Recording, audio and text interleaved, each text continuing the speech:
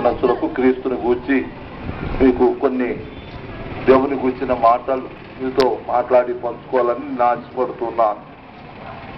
నా ప్రేమైన సహోదరి సహోదరులకు అపోస్తలుడైన పౌలు ఎఫెసీయులకు రాసిన పత్రికలో 3వ అధ్యాయము 8వ వచనం నుండి నేను చదివి వినిపిస్తున్నాను. దేవుడు మన ప్రభు అయిన యేసునందు చేసిన నిత్య సంకల్పము చొప్పున పరలోకములో ప్రధానులకును అధికారులకును సంఘము ద్వారా తన యొక్క నానా విధమైన జ్ఞానము ఇప్పుడు తెలియపడవలనని ఉద్దేశించి శోధింపశక్యము కాని క్రీస్తు ఐశ్వర్యమును అన్ని జనుల్లో ప్రకటించుటకు సమస్తమును సృష్టించిన దేవుని యందు పూర్వకాలం నుండి మరుగై ఉన్న మర్మమును గూర్చి నా ఏర్పాటు ఎత్తుతూ అందరికీ చేతపరుచుటకును పరిశుద్ధ అందరితో అల్పుడనైనా నాకు ఈ కృప అనుగ్రహించారు అనేటువంటి మాటలు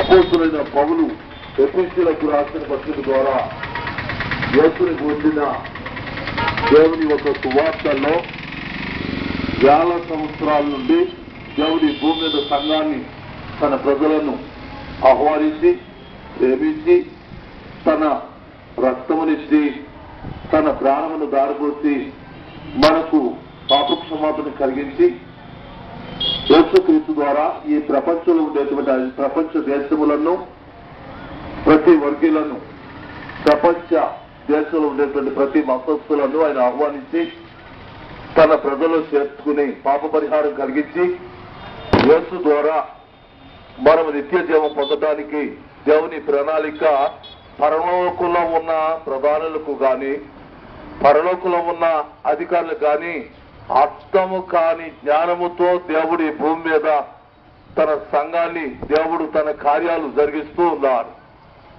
తన మహిమ ప్రభావంతో ఈ భూమి మీద సువార్త ద్వారా తన ప్రజలకు రక్షణ సువార్త అందించి తన ప్రజలను ప్రేమించి పరలోకపు పిలుపు 12 గుమ్మముల పట్టణం 12 పునాదులు కలిగిన పట్టణాన్ని కొరకు దేవుడు ఏర్పాటుని ఆహ్వానించిన ఆ పిలుపునకు మీరు పిలబడుతున్నట్లుగా నేను మిమ్మలను ఆహ్వానిస్తున్నాను.